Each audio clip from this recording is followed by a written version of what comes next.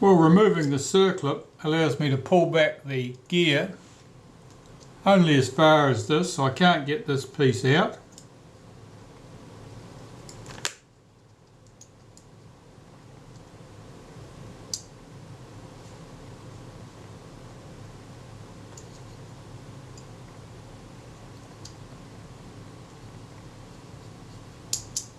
I suspect that this is two pieces, that this gear is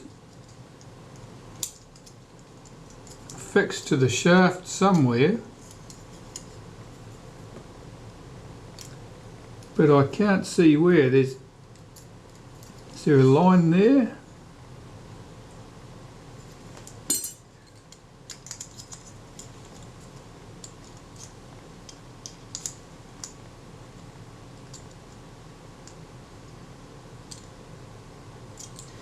No, can't see. I'm not going to clean that in place.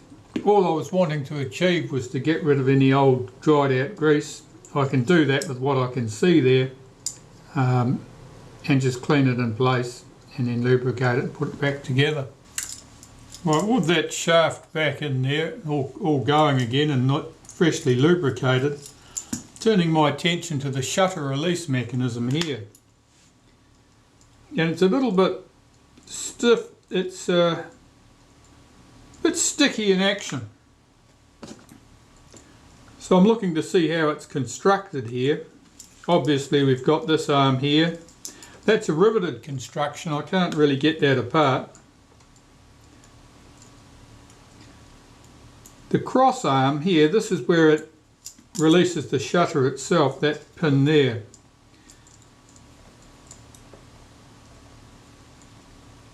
There's a return spring here, obviously. That arm is held with one screw over here. I don't know if I can get to it. It's behind that arm. I think I'll clean that in place. Again, it's just old grease that's gone gooey with time, and I just want to clear it all away and put a bit of fresh lubricant there instead. Likewise here, where that pin travels through the casting to release the shutter, it's just a bit gooey with old grease.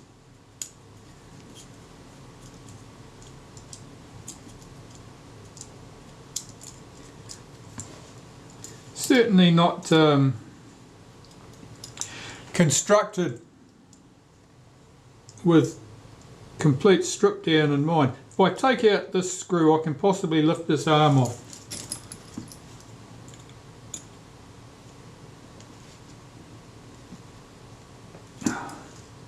That might be easier said than done. Looks like it screws in.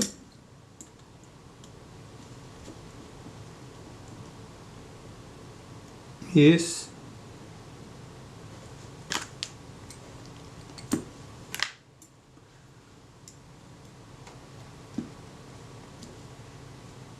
Will this lift off?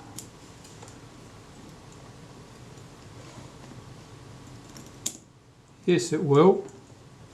Right, now I've got access here for cleaning. You can possibly see that dried out grease there. And here I've got access to this screw, which will probably allow me to lift that arm off and clean it.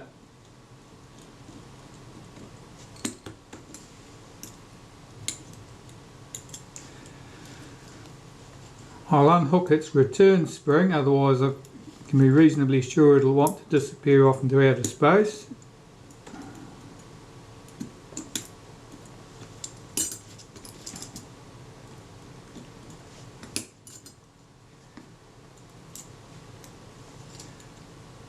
Will this lift out?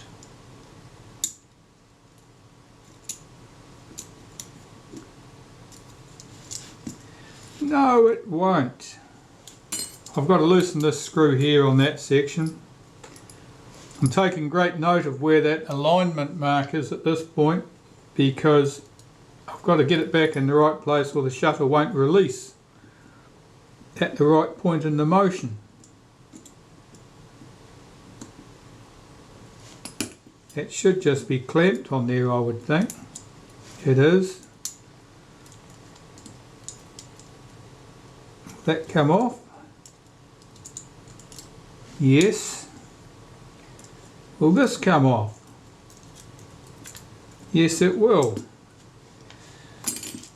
Now I can clean that casting. Suppose you saw none of that. A bugger for that sort of thing. Yeah, look at that. All that old grease. Want rid of that.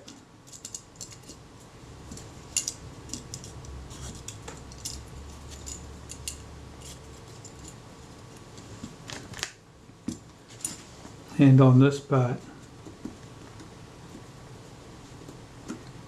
Now that part I will lubricate with a very light touch of molybdenum paste and leave it at that, I think.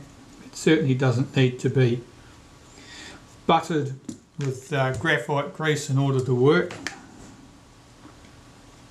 And this alarm here, yeah, there was a big daub of stuff at the back of that, and where you've got broad flat surfaces and sticky grease, it sort of glues things together,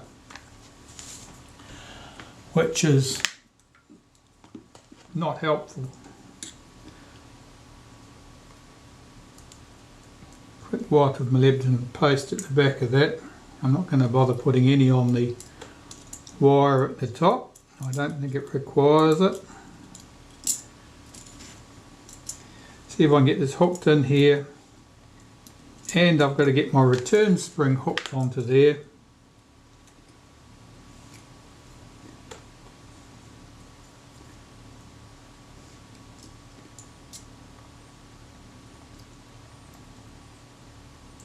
That's some sets. Oh, yeah, I can do that after it's screwed in place.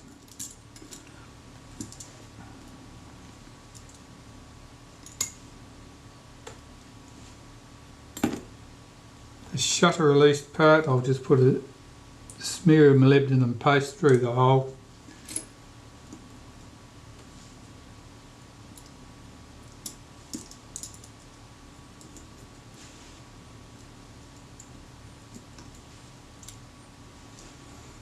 That's that, and get that alignment where it was, which is just about there.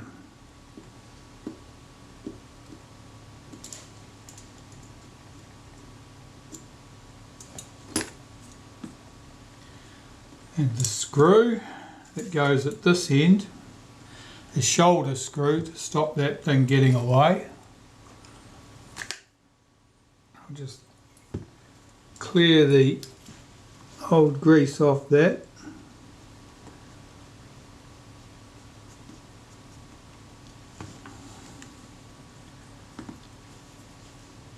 Just put a touch of molybdenum paste on there.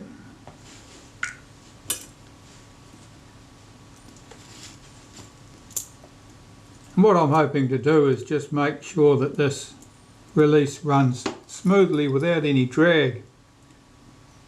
Not that it would cause a major problem in terms of operating the camera, but it might make the shutter release a little bit stiffer than it needs to be.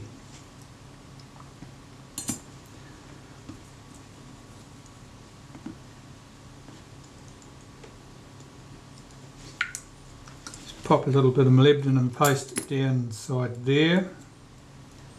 And this arm dropped into position whereabouts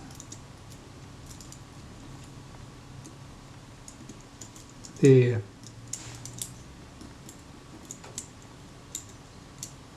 Good. And I don't need to worry about its working surfaces just yet. I'll just get this screw back in place. That was that screw that came in from the side and simply held that arm to stop it being able to get away.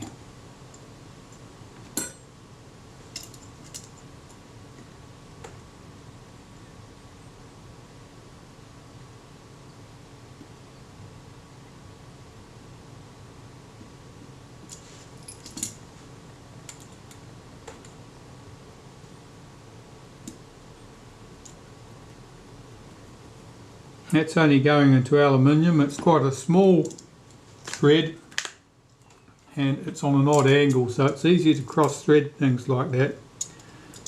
I had to back that out to make sure I hadn't done anything awful to it and make sure it was starting correctly. Well, that feels a lot better. So I need to hook my return spring back in place.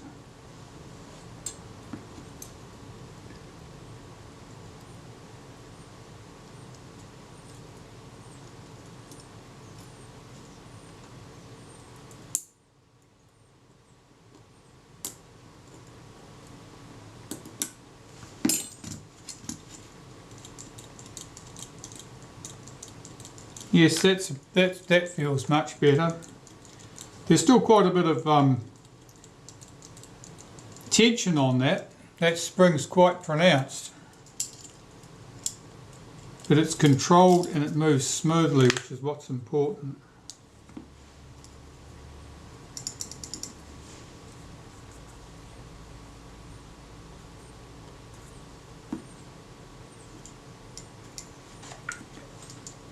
And most noticeably, when you take your finger off it, it's straight back into the rest position. There's no lag. It's not sticky. Well, that's good. Now this is really just about ready to have the shutter assembly fitted back into it now.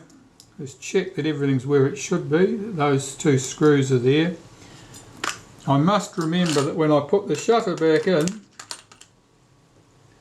there is a little tube here, spacer, that the screw goes through at that point. I must make sure that goes in place, otherwise the shutter won't be properly positioned at this point. At this point and here, it's braced against the casting, but at this point the casting there's no casting there to brace it against, so if you didn't have a spacer you would end up distorting something. Probably this panel here rather than the shutter itself. The shutter I think is more robust than that. So get the shutter back on.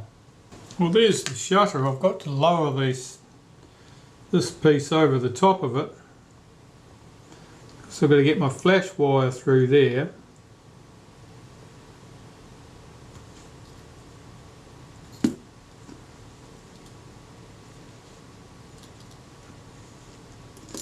And that little brass standoff needs to sit just there. One side of it is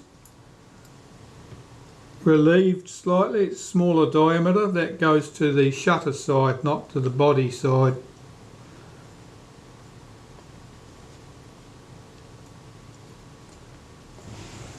Is that not going on there? Is that heat shrink holding me up?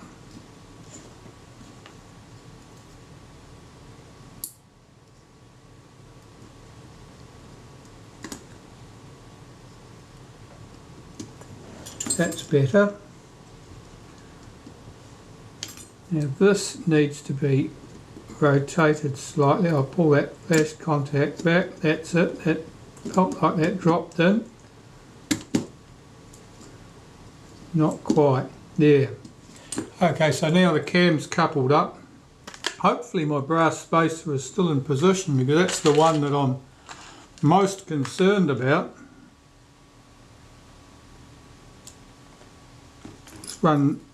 Drop a screw down there and tighten that up. Give this a shake. No, it hasn't fallen out of position. If it had fallen out of position, I'd hear it rattling about, and I do not, so that sounds hopeful. So we have 4 screws. One of them was obviously in, that's the one with the spacer. There's 2 at the base of the shutter here.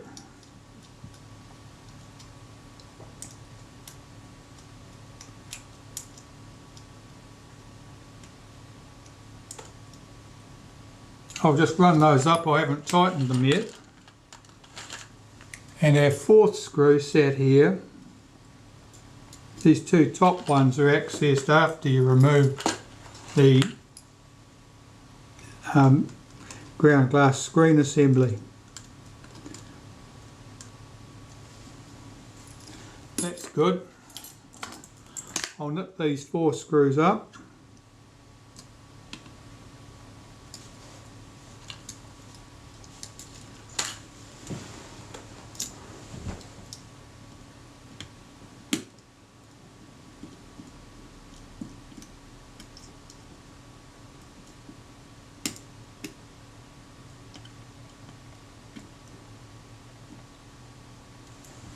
I'll check the state of this, make sure it looks correct. I think that's okay.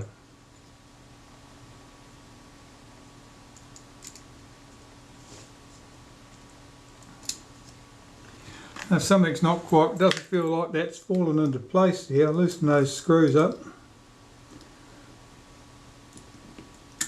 I don't think the cocking cameras are correctly engaged. It was earlier.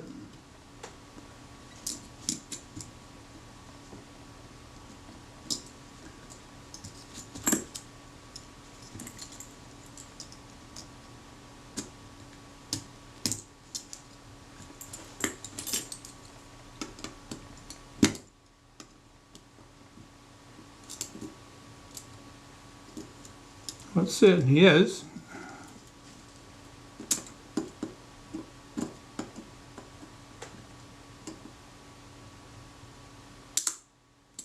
Oh, that's good.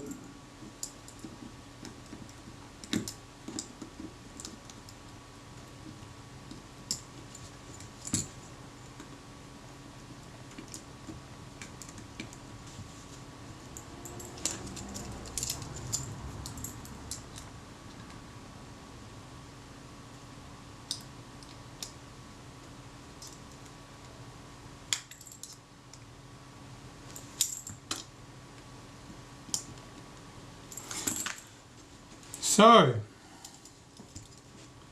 all the rack mechanism that goes at the bottom of the shutter needs to be put in place now. Well, I've got the shutter mounted back in here now. That's all good. That's seems to be working fine. I've got to put the cocking mechanism back into the base of the camera. That consists of this rack here. There's a cam section here which controls this lever.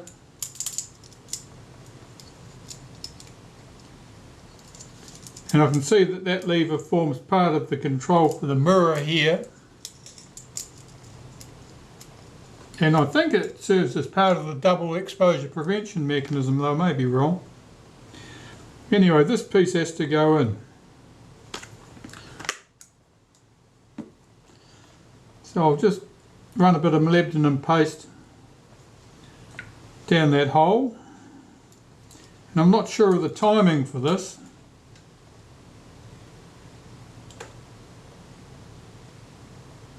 It goes in this direction. Of course, that cam's got to follow that slot there, so I'll just lubricate that at the same time. Get that cam involved there, and this must start at this end of the travel.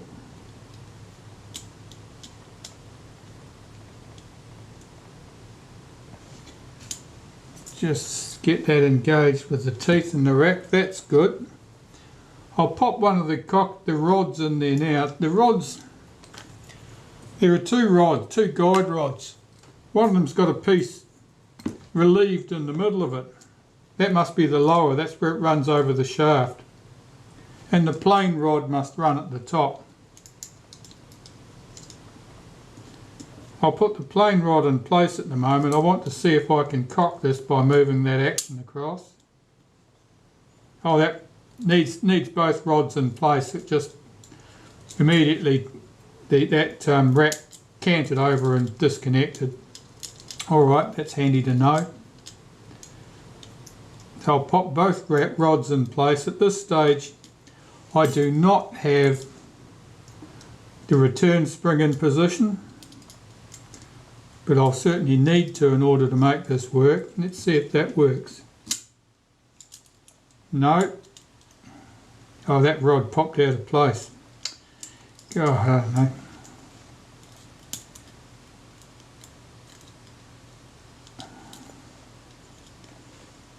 I've got to put the circlips in place on these rods. That did work. So I've got to put the return spring in there. That timing looks okay. I'll check and see if I can get another tooth out of that. That certainly appeared to work.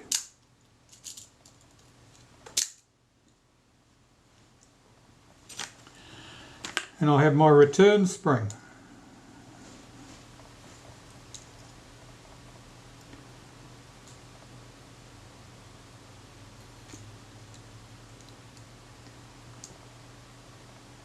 And I would say at a guess that the return spring runs on the bottom rod.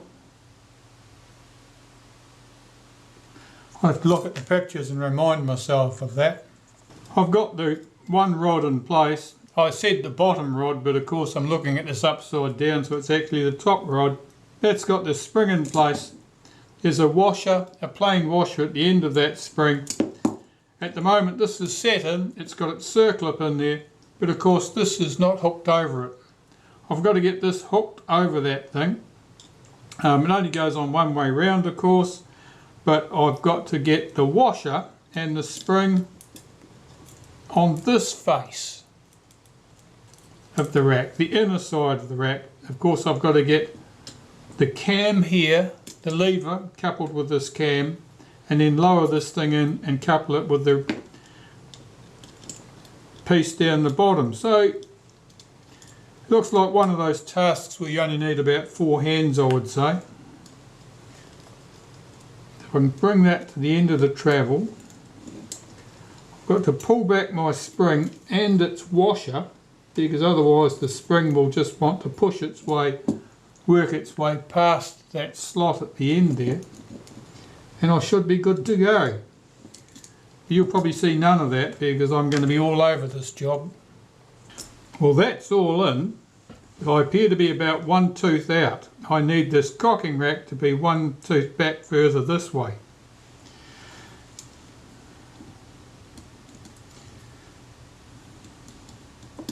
That's cocked, that's in the cocked position at the moment. So let's pull that rod out and move my rack up and across 1 tooth. Oh, that was more than 1 tooth. Let's go back where we were.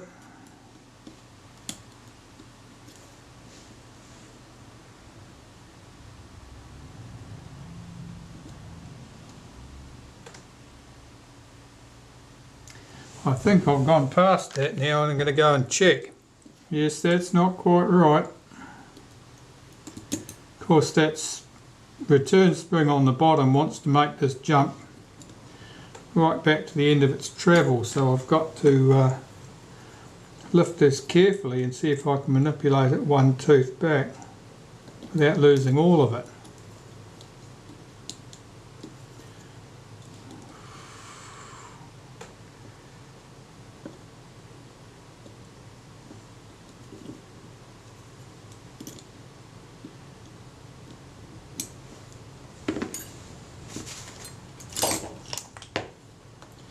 It's hard to get a controlled grab on this and lifting it 1 tooth.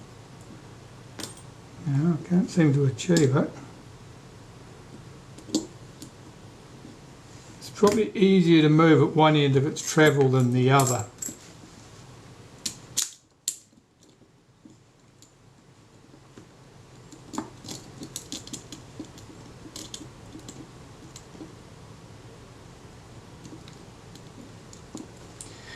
Now it has popped off from behind its return spring and I'm back where I started. Well, that worked. It's all back together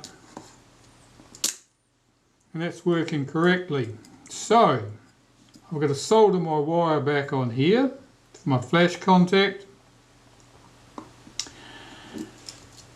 This is the wire for the flash on the contact on the front panel, which comes up through this hole here.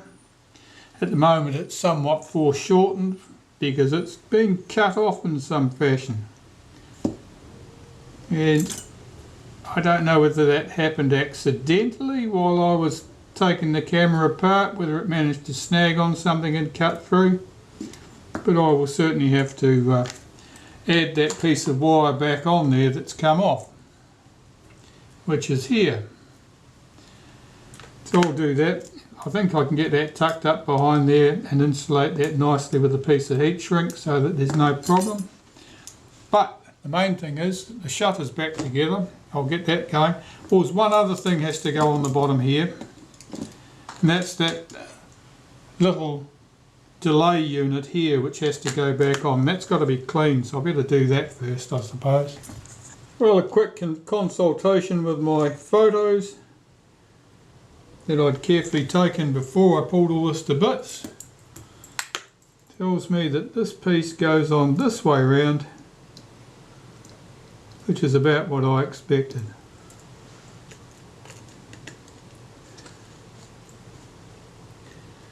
Get these anti-shake washers on these screws.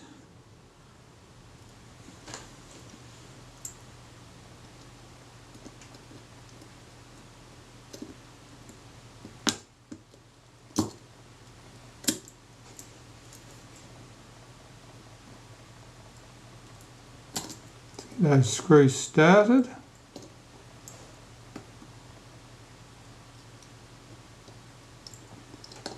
Now positioning this, because there's a little bit of slop in this, so presumably it can move around a little bit. I'll just get it squared up there. That sounds good to me. It certainly had the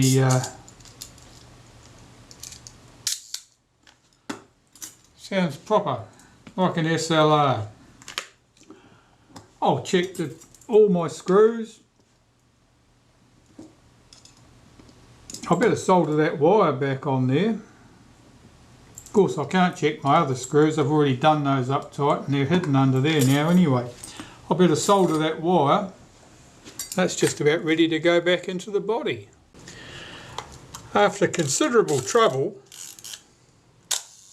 getting the timing right of the cocking gears down at in that rack at the bottom of the camera, I've got that shutter back in again, working, everything going correctly. There were a few hiccups along the way, but it's good now, so I can just continue closing up the camera really. I'll put the front panels back on here and put the base plate back on. Probably fit the front leatherettes at that stage, base leatherettes. At the top of the camera I've got to get my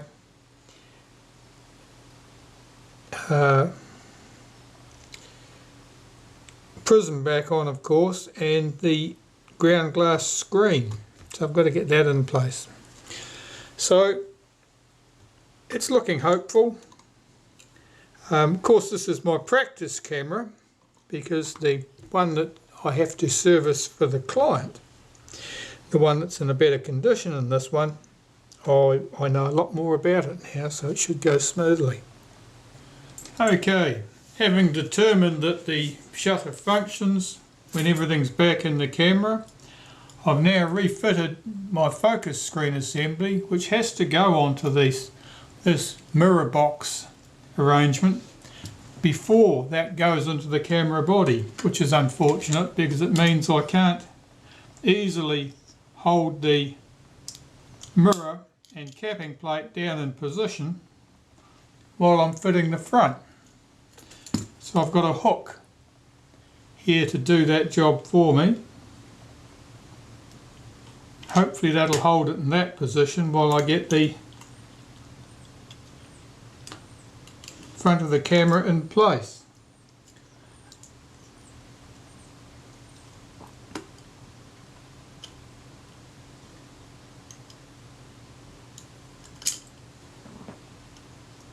it's necessary to hold the mirror down while you're putting this all together, otherwise it won't sit in the correct position. I think that happened.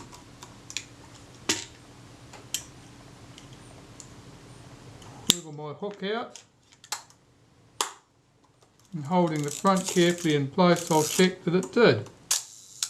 It did. So that was good. That would be about the first part of this job. It has gone as smoothly as the instructions suggested.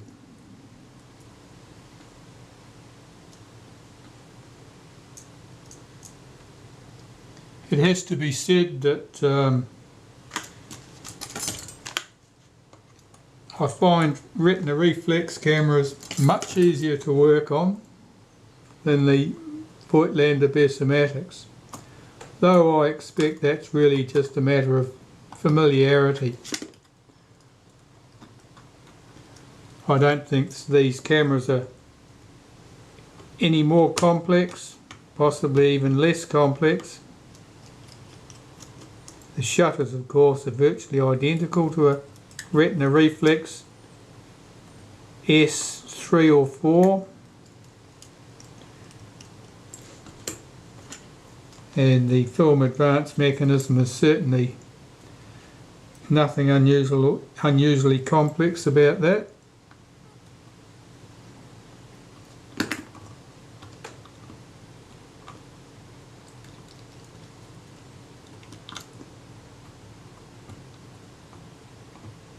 My main concern with this particular camera is the position of the reflex mirror for viewing,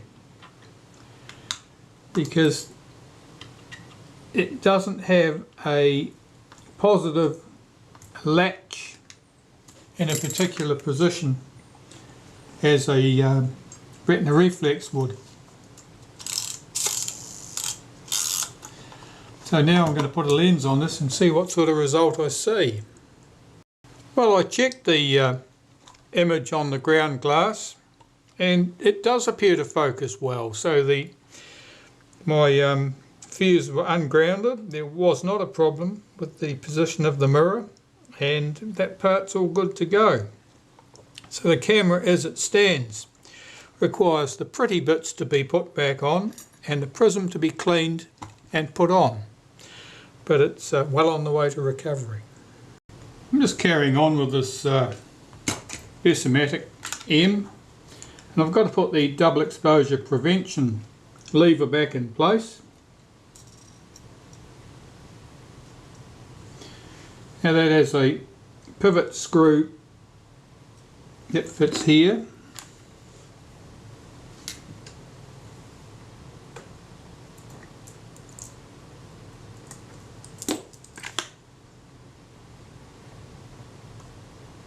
At the moment, without that in place, you can cock and fire the camera fine, but well, that needs to be underneath that piece there. Let's get that on the right side. There it is. You can cock and fire the camera fine, but you can keep winding on. So when the film advance lever comes back to the rest position, you can just advance it again without having to fire the shutter. So this little thing prevents that from happening. So now I need to put this screw in place.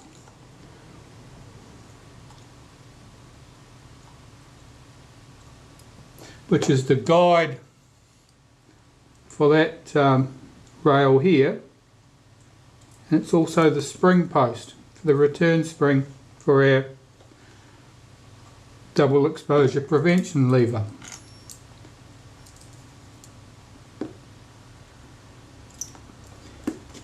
And it's only medium impossible to get this done. What can I do? Lean that camera back against that. Can you still see what's happening? Yeah, you can almost see what I'm doing.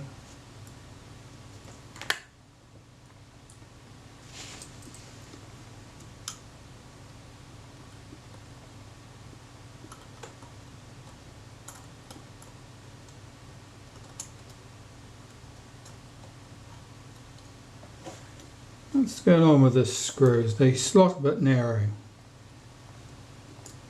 It's not too bad.